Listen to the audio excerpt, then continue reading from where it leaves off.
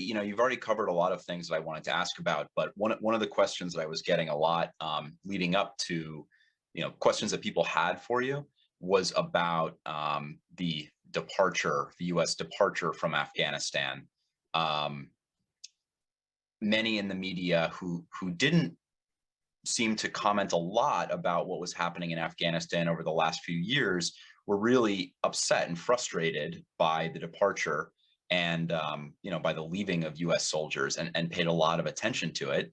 And it seemed like it merited attention. But is that the kind of case of certain attention is being paid to an event when it's kind of convenient? Are you surprised that that Biden actually went through with withdrawing U.S. soldiers? Well, that's a very interesting story.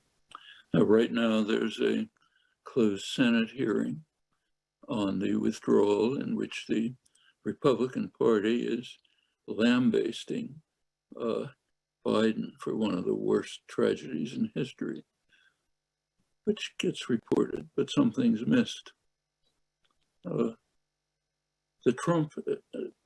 President Trump in February 2020 totally betrayed the Afghan people and the Afghan government, made a private arrangement, didn't even invite any Afghans, made an arrangement to withdraw in May of 2021, worst possible time, right at the start of the fighting season, and to do it with no conditions. Taliban could do anything they like, just not shoot at American soldiers, because that wouldn't look good for him. That was his agreement. The Republican Party en masse praised him for this historic achievement, magnificent achievement. Actually, that remained on their webpage up until the actual effects of the withdrawal were shown. What Biden, and then of course they took it off their webpage.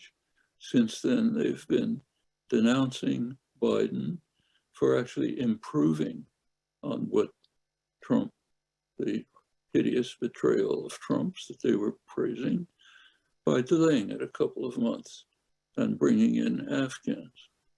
And now just follow the Senate proceedings.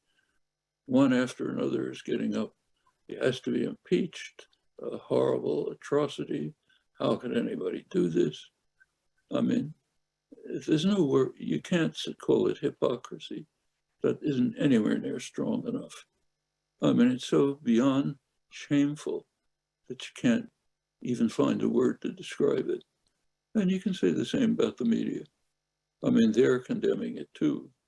Did they condemn the worst proposal? Oh, nothing. In fact, the whole idea that this was a surprise is ridiculous.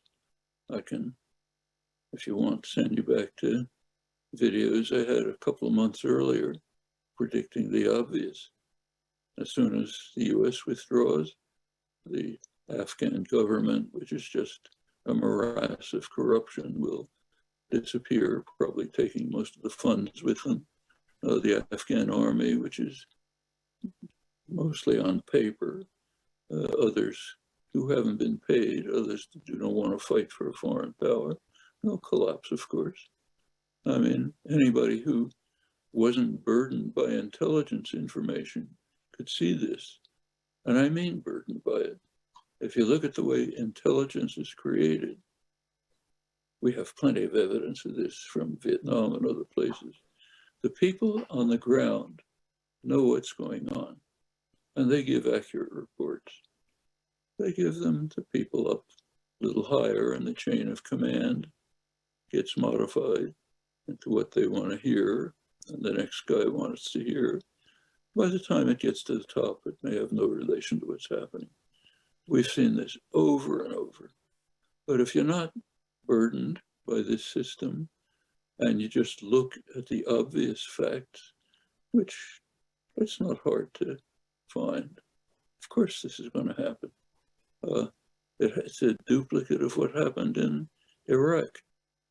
The US created this huge army hundreds of thousands of people, heavily armed, a couple of hundred jihadis waving rifles came towards them in pickup trucks. The officers ran away, the troops ran away, left their weapons on the ground.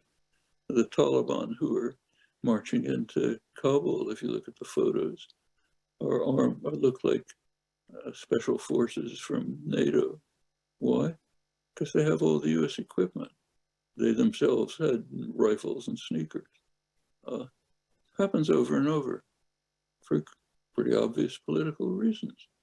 I mean, if you were occupied by a foreign power and driven into the army and told to fight kill your fellow citizens because the foreign power wants you to do, was that what you would do? It is quite striking, and it can be enough to make a person question his or her sanity, because